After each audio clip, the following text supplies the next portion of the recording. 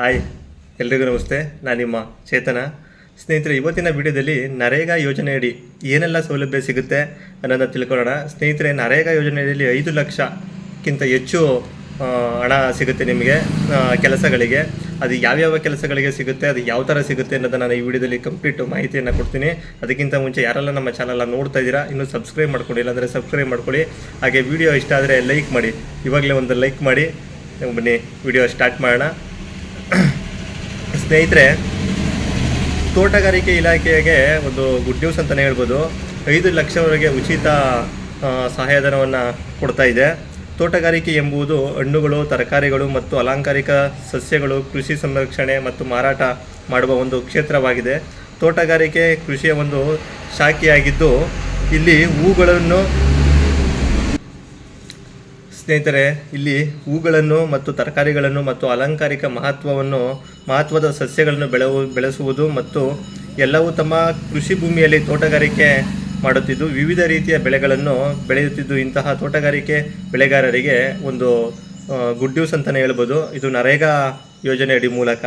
ಸ್ನೇಹಿತರೆ 2024-25ನೇ ಸಾಲಿನಲ್ಲಿ ತೋಟಗಾರಿಕೆ ಇಲಾಖೆಯಿಂದ ವಿವಿಧ ಯೋಜನೆಗಳನ್ನು ಜಾರಿ ಮಾಡಿದ್ದಾರೆ.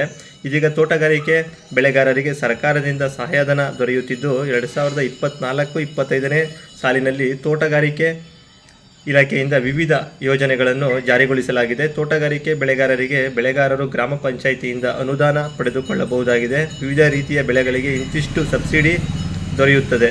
ಯಾವೆಲ್ಲ ಬೆಳೆಗಳಿಗೆ ಎಷ್ಟೆಷ್ಟು ಸಬ್ಸಿಡಿ ದೊರೆಯುತ್ತದೆ ಅನ್ನೋದನ್ನ ತಿಳ್ಕೊಳ್ಳೋಣ. ಮತ್ತು ನರೇಗಾ ಯೋಜನೆಯ ಸೌಲಭ್ಯ ಪಡೆಯುವ ರೈತರು ಅರ್ಜಿಯನ್ನು ಸಲ್ಲಿಸಬೇಕಾಗತ್ತೆ. ನರೇಗಾ ಯೋಜನೆಯನ್ನು ಪಡೆಯಲು ಬೆಳೆಗಾರರು ಹಾಗೂ ರೈತರು ಈ ಯೋಜನೆಗೆ ಅರ್ಜಿ ಸಲ್ಲಿಸಬಹುದಾಗಿದೆ. ಮಹಾತ್ಮ ಗಾಂಧಿ ನರೇಗಾ ಯೋಜನೆಯಡಿ ವೈಯಕ್ತಿಕ ಕಾಮಗಾರಿಗಳ ಸೌಲಭ್ಯ ಪಡೆಯಲು ಇಚ್ಛಿಸುವ ರೈತರು, ಕೂಲಿ ಕಾರ್ಮಿಕರು ತಮ್ಮ ಗ್ರಾಮ ಪಂಚಾಯಿತಿಯಲ್ಲಿ ಅರ್ಜಿ ಸಲ್ಲಿಸಬಹುದು. ಗ್ರಾಮದ ಭಾಗದ ಒಂದು ಅರ್ಹ ಕುಟುಂಬದ ಜೀವಿತಾವಧಿಯಲ್ಲಿ 5 ಲಕ್ಷ ರು ವೈಯಕ್ತಿಕ ಕಾಮಗಾರಿ, ಅಂದರೆ ನಿಮ್ಮ ವೈಯಕ್ತಿಕ ಕಾಮಗಾರಿಗೆ 5 ಲಕ್ಷವರೆಗೂ ಅವರು ಅಮೌಂಟ್ನ ಕೊಡ್ತಾರೆ ಕೆಲಸಗಳಿಗೆ. ವೈಯಕ್ತಿಕ ಕಾಮಗಾರಿ ಪಡೆಯಲು ಮಹಾತ್ಮ ಗಾಂಧಿ ನರೇಗಾ ಯೋಜನೆ ಮೂಲಕ ಸೌಲಭ್ಯವನ್ನು ಕಲ್ಪಿಸಲಾಗಿದೆ. ಸ್ನೇಹಿತರೆ, ಯಾವ್ಯಾವುದು ವಿವಿಧ ಬೆಳೆಗಳಿಗೆ ತೋಟಗಾರಿಕೆ ಪ್ರದೇಶ ಅಭಿವೃದ್ಧಿ ಆರ್ಥಿಕ ನೆರವು ಯಾವ್ಯಾವುದಕ್ಕೆ ಅನ್ನೋದಾದರೆ ತೆಂಗು, ಮಾವು, ದಾಳಿಂಬೆ, ಪೇರಲೆ ಮತ್ತು ನುಗ್ಗೆ, ಗುಲಾಬಿ, ವೀಳ್ಯದೆಲೆ, ಮಲ್ಲಿಗೆ ಮತ್ತು ಲಿಂಬೆ, ಪಪ್ಪಾಯ, ಡ್ರ್ಯಾಗನ್ ಫ್ರೂಟ್ಸು, ಕಾಳು ಮೆಣಸು, ಹಲಸು ಸೇರಿದಂತೆ ಅನೇಕ ತೋಟಗಾರಿಕೆ ಪ್ರದೇಶ ಅಭಿವೃದ್ಧಿಗೆ ಆರ್ಥಿಕ ನೆರವನ್ನು ನೀಡ್ತಾ ಇದೆ. ಮತ್ತು ವಿವಿಧ ಬೆಳೆಗಳಿಗೆ ಸೇರಿದಂತೆ ಮತ್ತು ಜಾನುವಾರುಗಳ ರಕ್ಷಣೆಗಾಗಿ ಸಹಾಯಧನ ಇದೆ. ಏನಪ್ಪ ಅನ್ನೋದಾದರೆ, ರೇಷ್ಮೆ ಇಲಾಖೆಯಿಂದ ಹಿಪ್ಪುನೇರಳೆ ನಾಟಿ ಪದ್ಧತಿ ಸೇರಿದಂತೆ ಜಾನುವಾರುಗಳನ್ನು ಬಿಸಿಲು ಹಾಗೂ ಮಳೆಯಿಂದ ರಕ್ಷಿಸಲು ಕುರಿ, ಮೇಕೆ, ದನ, ಕೋಳಿ, ಹಂದಿ ಶೆಡ್ ನಿರ್ಮಾಣಕ್ಕೆ, ಈ ಕೊಟ್ಟಿಗೆ ಮತ್ತು ಇದಕ್ಕೆಲ್ಲ ಕೊಡ್ತಾರಲ್ಲ ಅದು ಶೆಡ್ ನಿರ್ಮಾಣಕ್ಕೆ ಮತ್ತು ಅಜೋಲಾ ಫಿಟ್ಟು ನಿರ್ಮಾಣಕ್ಕೂ ಸಹಾಯಧನವಿದೆ.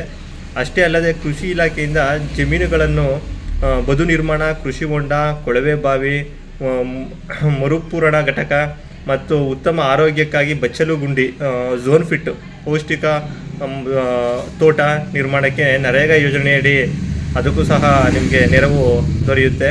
ಮತ್ತು ನರೇಗಾ ಯೋಜನೆಯ ಸಹಾಯಧನದ ಸೌಲಭ್ಯ ಪಡೆದುಕೊಳ್ಳುವವರು ಏನು ಮಾಡಬೇಕು ಅಂದರೆ, ತೋಟಗಾರಿಕೆ ಬೆಳೆಗಳಿಗೆ ಮತ್ತು ತೋಟಗಾರಿಕೆ ಚಟುವಟಿಕೆಗಳಿಗೆ ಗ್ರಾಮ ಪಂಚಾಯಿತಿ ವ್ಯಾಪ್ತಿಯಲ್ಲಿರುವ ಬರುವ ಸಣ್ಣ ಮತ್ತು ಅತಿ ಸಣ್ಣ ರೈತರು ಹಾಗೂ ಪರಿಶಿಷ್ಟ ಜಾತಿ, ಪರಿಶಿಷ್ಟ ಪಂಗಡ ರೈತರಿಗೆ ತೋಟಗಾರಿಕೆ ಅಭಿವೃದ್ಧಿಪಡಿಸಿಕೊಳ್ಳಲು ಸಹಾಯಧನ ಸೌಲಭ್ಯವಿದೆ.